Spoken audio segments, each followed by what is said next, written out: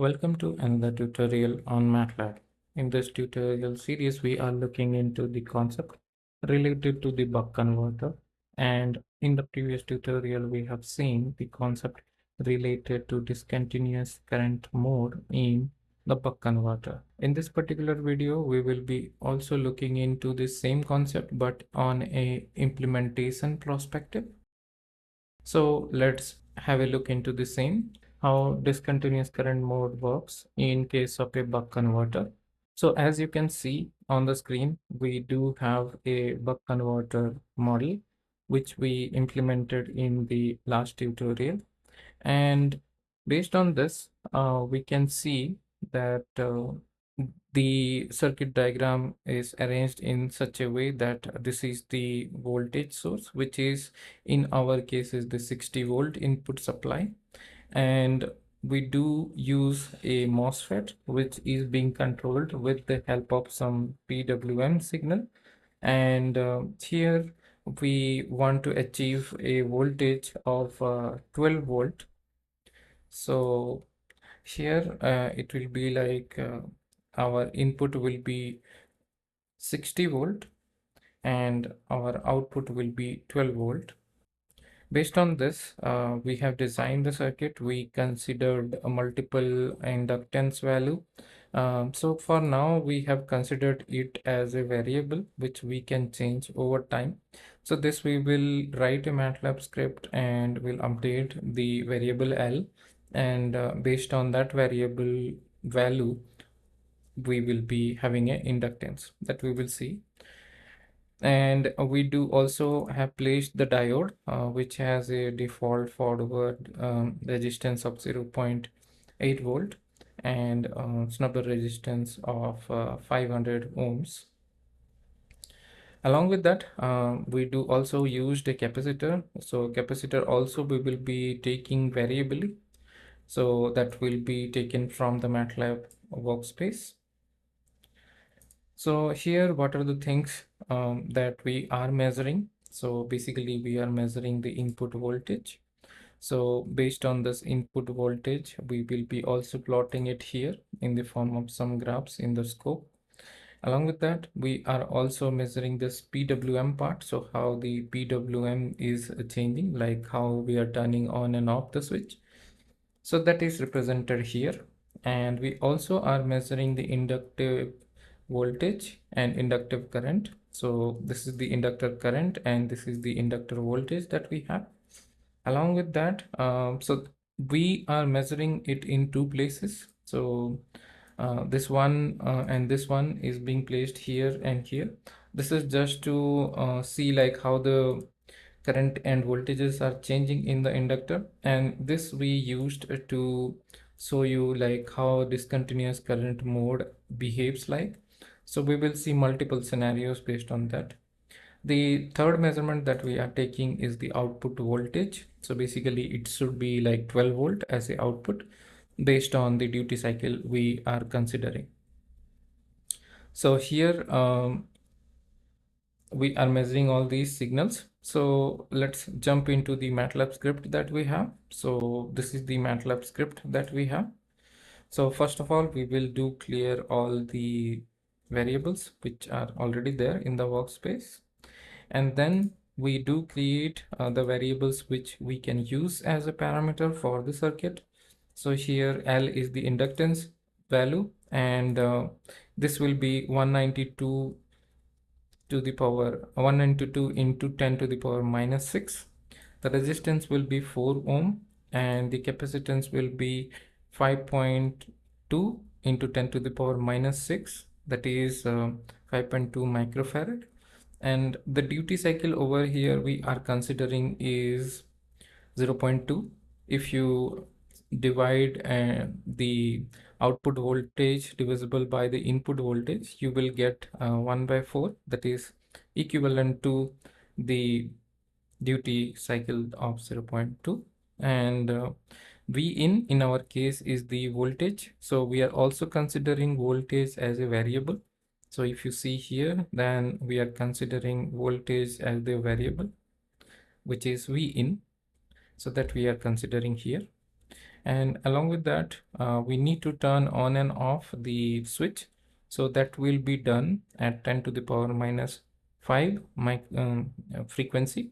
So this is the corresponding timestamp or time period for which the switch will be behaving on and off, or repeating its sequence. So it will be 20% of the time will be on, and it will have a period of 10 to the power minus 5 second. So that is what this parameter implies. So if we press Control Enter, then we will get all the parameters on the right hand side now. So you can see all the variables now appeared in the workspace. Now these variables will be read by the Simulink model. So what basically will happen? So in the next section, what we are currently doing is opening the model and doing the buck converter simulation. So if you see the sim command, so here you can see I have used the buck converter model. So here you can see the buck converter model is present. And through this, we will be running the simulation. So if I press Control Enter in this case, then it will open the model, it will do the simulation, and then we can see the outcome. So if I double click on the output over here, then you can see this is the output response. And what is the output response we are getting in this particular model that we will see now. So the output response that we are getting, there are two sets. So first is the V in that we are getting, that is the input voltage. Then output, this is the inductor voltage, and this is the inductor current. And we have this PWM, how the switching is happening based on this PWM. And we have this output voltage waveform. So let's see like how these things looks like. So we can see here the input voltage is 60 volt, and along with that, we can see the inductor voltage and the current over here. Inductor voltage is like around 50 volt, and you are getting a PWM also signal here. And in the second axis, what you are also getting is the inductor current. And over here, if I zoom in, then you can see the pulses. So this is how the pulses looks like in this case. And you can see like the voltage is settling down, and you can get the output voltage. So the below axis is representing the output voltage, which is in red in color. And this output voltage will be reflecting in the output terminal of the buck converter.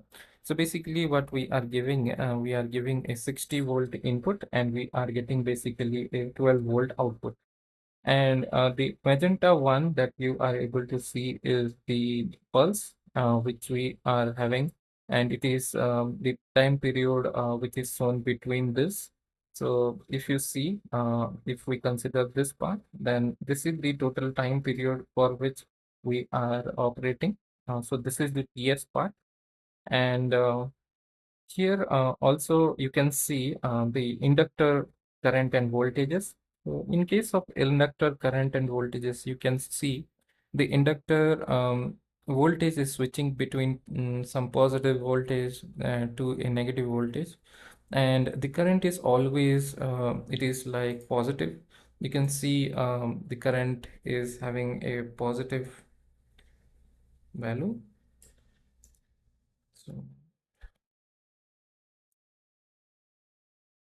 So you can see a positive value for the inductor, so which is around 2.7 amps, and this is staying almost the same. But we have a different scope where we will be having all these graphs in a proper way, so that we can observe to see the continuous conduction mode or discontinuous conduction mode.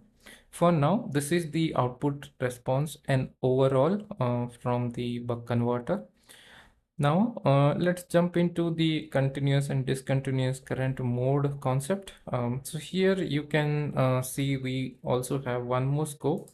So here how I organized it like we do have an inductor current, and we also do have a reference zero. And along with that, we do also have a inductor voltage, and we also have a reference 0.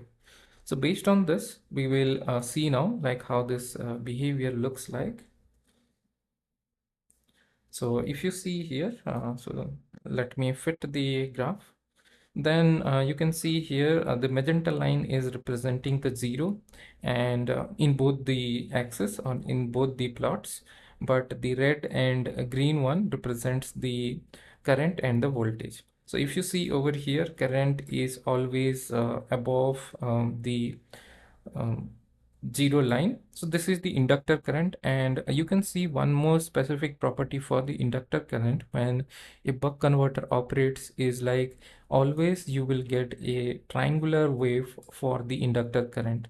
So this type of wave that you will always get when you do operate a buck converter inside the inductor, and you will see like whenever this current is switching, the changing is happening, then there you are having a switching of the polarity.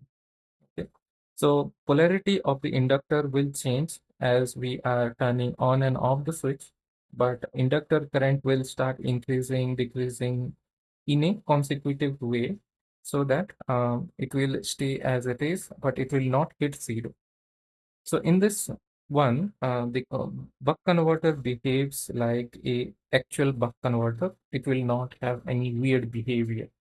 But when we hit a particular resistance or a particular load value, then the behavior of the buck converter will be not as expected. So there the buck converter will behave in a different way. So if you see, you are getting continuous current inside the inductor. The current is not becoming 0 in this case, but in the voltage case, it is switching between positive and negative. So let's now analyze. So this is basically called a continuous conduction mode, where current is not 0. It is continuous throughout and non-zero value. Now, if we jump into the critical or discontinuous conduction mode. So here you can see we can determine, like we seen in the previous tutorial, that we can determine the critical value of resistance and inductance in the formula mentioned here. So we do have the duty cycle, we do have the inductance value available, we do have the time period available with us, through which we can determine the values of critical resistance and critical inductance. For now, I will go for the critical resistance mode, because here we will be increasing the load and we will be telling like how the behavior changes with the buck converter. So if you see here, so I just updating the resistance value with the critical -1. So here the current will not become exactly 0, but a little bit above 0. So if you see now the plot, so this is the plot for the simulation. So if we see here, the current is exactly hitting 0 now. It was previously on this side, but now it is hitting almost 0. If you see, it is hitting the 0 part. And you're also getting a weird behavior in this case of voltage, right? So we already seen like due to the presence of the diode, the inductor will not have um, the the power to flow the current in a negative direction, and you are mostly hitting 0, but you are not putting negative current. So till now we have seen the continuous conduction mode, which is the parameters which we mentioned here, but there is one more mode which we discussed in the last tutorial, which is the discontinuous current mode. So let's see for the same. So for that, we need to do the critical value calculation that we need for the resistance and the inductance. And over here, you can see the formula which we used. Now, let's use a resistance which is greater than the critical resistance and try to do some simulation. In this case, our main requirement is we are having 60 volt, but we should get in the output as 12 volt. And with this design, if we are crossing the critical resistance load or critical load, then our buck converter will be behaving quite different. And let's see that. So I will hit Control and enter. So first I need to see the critical resistance and the critical inductance. Then I press Control enter and simulate the model. So here you can see the model got simulated. Now we will see the model output. So you can see over here